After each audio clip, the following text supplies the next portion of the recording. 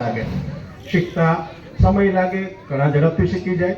પણ અત્યારે બધાને રેસમાં લાગી જવું છે કે મારો છોકરો પાછળ કેમ. પણ કેમ તમને ખબર છે કે તમારો છોકરો પાછળ છે?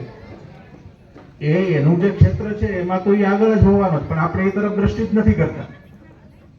એ તરફ આપણે દ્રષ્ટિ કરતા જ નથી. એનામાં પોતાનું ટેલેન્ટ હોય છે એ આપણે ક્યારેય જોયું જ નથી કે બાળકનું પોતાનું ટેલેન્ટ શું છે. નહીં, કાંઈ નહીં, કાંઈ નહીં. તું લખવા બેસી જા, તું વાંચવા બેસી જા, તું લેખા રાખ. પણ એ કરતા એને આનંદ આવે એ રીતના થોડું લેશન કરાવીએ, એને થોડુંક મજા આવે એ રીતના ભણાવીએ. ઘરે પણ થોડુંક આપણે એને બેસાડીએ, ભલે 5 મિનિટ બેસે, 10 મિનિટ બેસે, એટલામાં ઘણો બધો ફરક પડી જાય છે. અને બાળકો પ્રેમથી શીખે છે. અને અભિનય એમાં બહુ એક અગત્યનું અંગ છે. અભિનયથી બાળકો જે શીખે છે ને એ બહુ સરસ શીખે છે. આવું સરસ મજાનું એક અભિનય ગીત છે અમારા બાળકો તરફથી, 1 થી 4 ના બાળકો છે. તાક દિના દિન તાક.